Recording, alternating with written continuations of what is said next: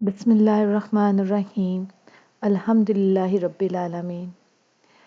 الحمد للہ، اللہ تعالیٰ کا لاکھ لاکھ شکر ہے کہ ہمارا رب ہمیں بے حساب نعمتیں دیتا ہے، بے حساب نعمتیں ہمیں عطا فرماتا ہے، اور جو چاہے جسے چاہے عزت دے، اور وہی رب ہے کہ جسے چاہے آزمائش میں ڈال دے۔ درود و سلام ہو نبی کریم صلی اللہ علیہ وآلہ وسلم پر، جنہوں نے ہمیں شکر گزاری اور اطاعت کا راستہ دکھایا۔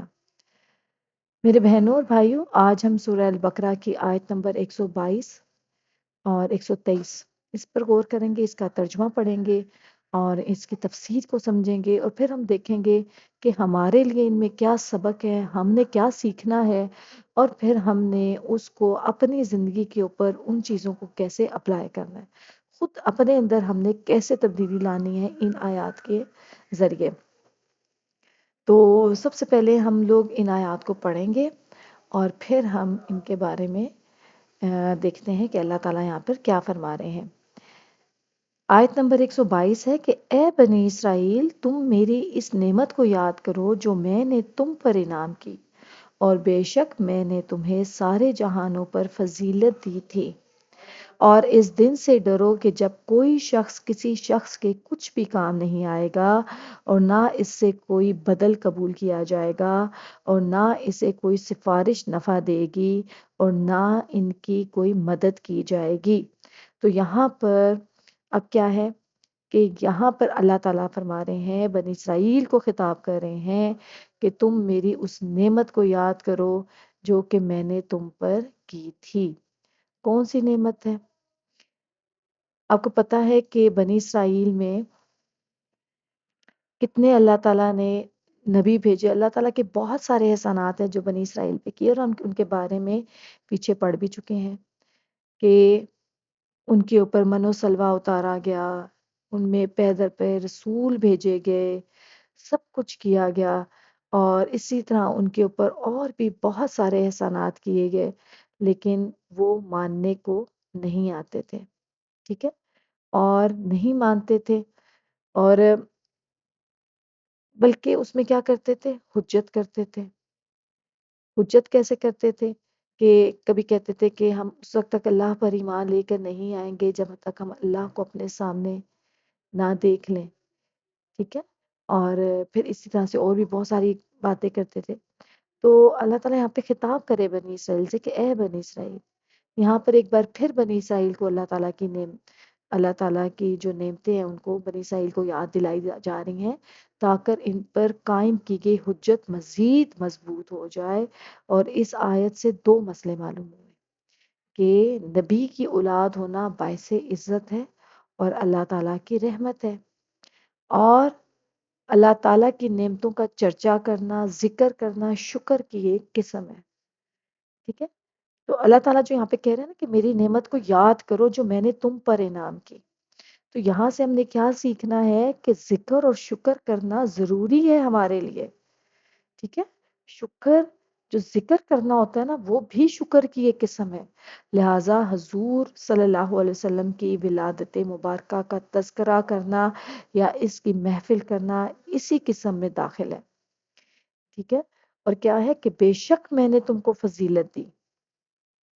بنی اسرائیل کو اللہ تعالیٰ نے اپنے زمانے میں تمام لوگوں سے افضل تھے وہ، ٹھیک ہے، اپنے زمانے کی بات ہو رہی ہے، ابھی کی بات نہیں ہے، کہ اس زمانے میں بنی اسرائیل کے جو اپنے زمانے میں تمام لوگوں سے وہ افضل تھے۔ کیوں افضل تھے؟ کیونکہ وہ نبیوں کی اولاد تھے اور ان میں صالحین بہت زیادہ تھے۔ اب حضور اکرم صلی اللہ علیہ وسلم کا انکار جب انہوں نے کیا، تو انکار کر کے اور سرکشی کر کے وہ ذلیل ہو گئے۔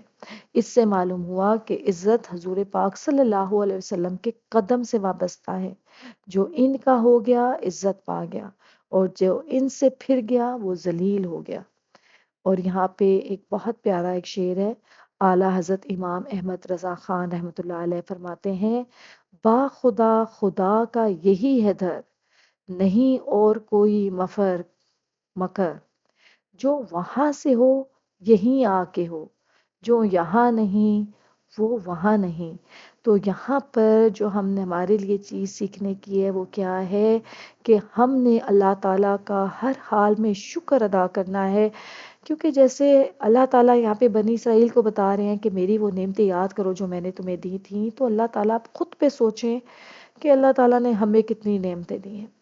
ہم تو ان نعمتوں کا شمار بھی نہیں کر سکتے جو ہمارے رب نے ہمیں دیا ہے۔ آپ مجھے خود بتائیں، اپنے دل پر ہاتھ رکھیں اور کاؤنٹ کریں کہ آپ اللہ کی کس کس نعمت کا شکر ادا کر سکتے ہیں۔ آپ کاؤنٹنگ سٹارٹ کریں، آپ سے کاؤنٹنگ نہیں ہو سکتی ہے۔ صرف یہ جو ایک زبان ہے جو میں بول رہی ہوں، یہی اللہ تعالیٰ کی کتنی بڑی نعمت ہے کہ میں بات کر پا رہی ہوں۔ لیکن ہم دن میں کتنی دفعہ اس زبان کا شکر ادا کرتے ہیں کہ اللہ تعالیٰ نے مجھے زبان دی ہے جس سے میں بات کر سکتی ہوں، جس سے میں اللہ کی تعریف کر سکتی ہوں، جس کی وجہ سے میں لوگوں سے اپنی بات جن تک پہنچا سکتی ہوں۔ یہ اللہ تعالیٰ نے کتنی عظیم نعمت سے مجھے نوازا۔ پھر یہ آنکھ کو دیکھ لیں، اس آنکھ سے میں اللہ تعالیٰ کی پیدا کردہ خوبصورت دنیا کو دیکھ سکتی ہوں، کائنات کا مشاہدہ کر رہی ہوں، آسمان کو دیکھ سکتی ہوں، زمین کو دیکھ سکتی ہوں، ہم انسان ایک دوسرے کو دیکھ سکتے ہیں۔ کیا میں پڑھ سکتی ہوں اس کو دیکھ کے؟ کیا اللہ تعالیٰ کی اتنی بڑی نعمت کا کیا ہم نے دن میں کسی وقت بھی شکر ادا کیا؟ یہ کان دیکھیں، جو کان ہے ہمارے پاس، ہم سن سکتے ہیں، ہم خوبصورت آوازیں سن سکتے ہیں، ہم قرآن مجید کی تلاوت سن سکتے ہیں، ہم کمیونیکیٹ کر سکتے ہیں، ہم دوسرے کو سمجھ سکتے ہیں۔ کیا اللہ تعالیٰ کی کبھی اس نعمت کا ہم نے شکر ادا کیا؟ تو یہ باتیں ہمارے لیے بھی ہیں کہ ہم نے اس سائد سے ہم نے کیا سیکھنا ہے کہ اللہ تعالیٰ نے جو نعمتیں ہمیں دی ہیں کیا ہم ان کا شکر ادا کر رہے ہیں؟ تو اگر نہیں کر رہے تو کریں، آج سے شکر ادا کرنا شروع کریں۔ میں بھی شکر ادا کرنا شروع کرتی ہوں، شاید میں نے بھی نہ کیا ہو۔ تو اللہ تعالیٰ ہمیں بھی بتا رہے ہیں کہ وہ نعمتیں یاد کرو جو میں نے تم کو دی ہیں۔ اور اللہ تعالیٰ نے ہمیں بھی تو فضیلت دی ہے۔ کیسے؟ امت محمد بنا کر، امت محمدیہ بنا کر اللہ تعالیٰ نے ہمیں بھی تو فضیلت بخشی ہے۔ ہم کتنے خوش قسمت ہیں۔ تو کیا کبھی ہم نے اس کا بھی شکر ادا کیا ہے؟ نہیں کیا۔ تو یہاں پر اللہ تعالیٰ یہی کہہ رہے ہیں کہ کیا تم لوگوں نے شکر ادا کیا جو میں نے تم لوگوں کو اتنی چیزیں دی؟ تو اس کا شکر ادا کریں۔ جو کچھ بھی اللہ تعالیٰ نے ہمیں دیا ہے ہم نے اس کا شکر ادا کرنا ہے، کیونکہ بنی اسرائیل بھی تھے، وہ کیا کرتے تھے؟ شکر ادا نہیں کرتے تھے، اللہ کی دی گئی نعمتوں کو جھٹلاتے تھے، اور ان سے اللہ تعالیٰ سے مانگتے کہ ہمیں یہ دکھا دو، وہ دکھا دو۔ تو ہم نے کیا کرنا ہے؟ ہم نے اللہ تعالیٰ کا شکر ادا کرنا ہے۔ پھر آگے اللہ تعالیٰ کیا فرماتے ہیں؟ اور اس دن سے ڈرو کہ جب کوئی جان کسی دوسری جان کی طرف کوئی بدلہ نہ دے گی، اور نہ اس سے کوئی معاوضہ لیا جائے گا، اور نہ کافر کو سفارش نفع دے گی، اور نہ ہی ان کی مدد کی جائے گی۔ اب یہاں پہ اس دن سے ڈرایا جا رہا ہے کہ جب نفسا نفسی کا عالم ہوگا، جب کوئی کسی کے کام نہیں آئے گا۔ اور میں سورہ عمران کی آیات پڑھی تھی، آپ یقین کریں کہ میری آنکھوں سے آنسو نکل آئے جب میں نے وہ ہولناک منظر پڑھا جو اللہ تعالیٰ قیامت کا دن بتا رہے ہیں کہ جب دودھ پلانے والی مائیں بھی اپنے بچوں سے غافل ہو جائیں گی۔ یعنی ایک ماں جب اپنے بچے کو دودھ پلا رہی ہوتی ہے تو وہ اپنے بچے کے کتنے قریب ہوتی ہے، اور لیکن کہ وہ وقت ہوگا قیامت کا زلزلہ، یہ وہ گھڑی ہوگی جبکہ ایک دودھ پلانے والی ماں جو ہے وہ بھی اپنے بچے سے غافل ہو جائے گی، اور جو عورتیں ہیں جو ان کے حمل ہیں وہ بھی گر جائیں گے، اور ہر انسان ایسے ہوگا جیسے کہ وہ نشے میں ہے، حالانکہ وہ نشے میں نہیں ہوگا۔ تو یہ وہ گھڑی ہے جس کے بارے میں اللہ تعالیٰ ہمیں بتا رہے ہیں، اور پھر اللہ تعالیٰ ہمیں بتا رہے ہیں کہ ڈرو اس دن سے جب کوئی شخص کسی کے کام نہیں آئے گا۔ ابھی بھی وقت ہے، ابھی وہ وقت نہیں آیا، ابھی بھی ہم نے کوشش کرنی ہے، ہم نے سٹیپ لینے کی کوشش کرنی ہے اس سے پہلے کہ وہ دن آ جائے۔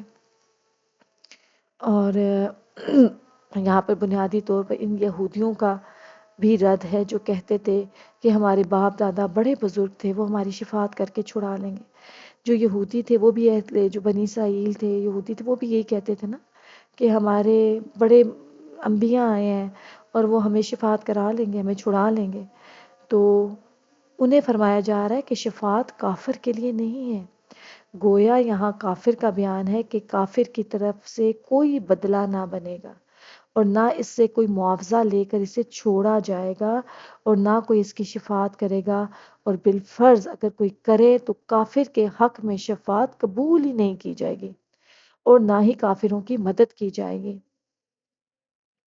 کافروں کے مقابلے میں مسلمانوں کی شفاعت بھی ہوگی، جیسے کہ قرآن مجید میں کئی جگہ پر ہے، اور مسلمانوں کی مدد بھی ہوگی، جیسے بخاری اور مسلم کی حدیثوں میں ہے کہ نبی کریم صلی اللہ علیہ وآلہ وسلم قیامت میں جگہ جگہ اپنی امتیوں کی مدد فرمائیں گے، لیکن یہ کافروں کے لیے تو بالکل بھی نہیں ہوگی، یعنی اس دن کسی کی سفارش قبول نہیں کی جائے گی۔ ہاں، ایک اور چیز ہے جو آپ کی سفارش کر سکے گا، اور وہ کیا ہے؟ وہ یہ قرآن پاک ہے۔ یہ قرآن اپنے پڑھنے والوں کی سفارش کرے گا، یعنی ہمارے پاس یہ قرآن ابھی موجود ہے۔ اس سے پہلے کہ آپ کو پتہ ہے نا کہ قیامت کے نزدیک یہ قرآن پاک کے جو حرف ہیں یہ بھی اٹھا لیے جائیں گے، لیکن ابھی الحمدللہ یہ قرآن پاک ہمارے پاس موجود ہے، تو ہم نے اس کو پڑھنا ہے، اور آج سے ہی، ابھی سے، آج نہیں ابھی سے اس کو پڑھنا شروع کریں، اور ایک آیت پڑھیں، صرف ایک آیت پڑھیں، پھر اس کا ترجمہ پڑھیں، اس کی تفسیر پڑھیں، اس پہ عمل کریں، اس کی تلاوت کریں، بار بار اس کو پہنچائیں لوگوں تک۔ اس کا حق کے تلاوت جو ہم نے پچھلی ویڈیو میں بھی پڑھا تھا کہ اس کے کچھ حق کے تلاوت ہیں وہ ہم نے پورے کرنے ہیں، اور آج سے ہی ہم نے شروع کرنا ہے۔ تو یہ وہ دن ہے جب کسی دن کسی کی کوئی بھی سفارش قبول نہیں کی جائے گی اور اللہ کے علاوہ کوئی مددگار نہیں ہوگا۔ تو جب اللہ ہی ہمارا مددگار ہے تو کیوں نہیں ہم اس سے بھی تعلق بنانے کی کوشش کرتے ہیں؟ آ جائیں، اللہ کی طرف چلتے ہیں، بہت آسان راستہ ہے، کوئی مشکل نہیں ہے۔ اللہ تعالیٰ ہر طرف موجود ہے، مشرق میں، مغرب میں، ہماری شہرک سے قریب ہے۔ آئیں، اس سے تعلق بنانے کی کوشش کرتے ہیں۔ اللہ کو راضی کرنا بہت آسان ہے، لوگ راضی نہیں ہوتے ہیں، اللہ تو بہت جلدی راضی ہو جاتا ہے۔ صرف ایک ندامت کا آنسو، ایک آنسو بہا لے ندامت کا، اللہ آپ سے راضی ہو جائے گا۔ اللہ کی طرف آئیں، اپنے گناہوں پہ روئیں، اللہ کو راضی کریں، ایک ندامت کا آنسو بہا دیں، اللہ راضی ہو جائے گا۔ تو یہاں پر اب ہم نے دیکھنا ہے کہ ہم نے ان آیات سے کیا سبق لیا ہے، ہمارے لیے کیا سبق ہے، کہ سب سے پہلے اللہ تعالیٰ نے بنی اسرائیل کو بے شمار نعمتیں دیں، لیکن جب انسان نعمتوں کو بھول جاتا ہے تو وہ گمراہی کی طرف چلا جاتا ہے۔ ہمیں بھی اپنی زندگی کی ہر نعمت پر شکر ادا کرنا چاہیے۔ پھر ہے کہ بنی اسرائیل کو فضیلت ملی مگر اس کے ساتھ ان پر ذمہ داری بھی تھی، ٹھیک ہے؟ ان کو اللہ تعالیٰ نے فضیلت دی تھی، لیکن یاد رکھیں کہ جب بھی آپ کو کوئی بہت بڑا عہدہ دیا جاتا ہے تو اس کے ساتھ اتنی ہی بڑی ذمہ داری بھی آپ پر عائد ہو جاتی ہے۔ جب اللہ تعالیٰ نے بنی اسرائیل کو فضیلت دی تھی تو ان کے اوپر ایک ذمہ داری بھی ڈال دی تھی کہ وہ اللہ کی اطاعت کریں۔ اگر اللہ ہمیں بھی کوئی مقام یا نعمت دے تو ہمیں زیادہ ذمہ دار بننا چاہیے۔ اور پھر یہاں پہ اگلی آیات میں ہم نے کیا سیکھا کہ آخرت میں کوئی رشتہ، نہ دولت، نہ سفارش کام آئے گی۔ ہر انسان کو اپنے اعمال کا خود حساب دینا ہوگا۔ یہ دنیا عارضی ہے، اصل زندگی آخرت کی ہے۔ اللہ تعالیٰ قرآن پاک میں بھی بار بار کہتے ہیں نا کہ یہ زندگی کچھ نہیں، دنیا صرف دھوکے کا سامان ہے۔ تو اس دھوکے میں ہم نے نہیں پڑنا ہے، ہم نے اس دھوکے کے سامان کو نہیں خریدنا ہے۔ ہمیں اپنی ترجیحات کو درست کرنا ہے اور آخرت کے لیے تیاری کرنی ہے۔ نہ کسی انسان کا نسب، فیملی بچائے گا اور نہ کوئی دوسرا۔ اصل کامیابی اللہ کی اطاعت اور نیک اعمال میں ہے۔ روزانہ اب ہم نے کیا کرنا ہے؟ کوشش کرنا ہے کہ روزانہ کم از کم ایک نعمت لکھ کر اللہ کا شکر ادا کرنا ہے۔ اپنے اعمال کا جائزہ لینا ہے کہ کیا ہم آخرت کے لیے تیاری کر رہے ہیں یا نہیں۔ تو اللہ تعالیٰ ہمیں بھی ان ساری نعمتوں کا شکر ادا کرنے کی توفیق عطا فرمائے جو اللہ تعالیٰ نے ہم پر کی ہیں، اور بنائے، سوچے، لسٹ تو بنائے۔ کیا آپ لسٹ بنا سکتے ہیں؟ نہیں، لیکن چلیں کوشش تو کرنی ہے نا، اللہ سے مدد مانگنی ہے، تو سب کچھ ہو جائے گا۔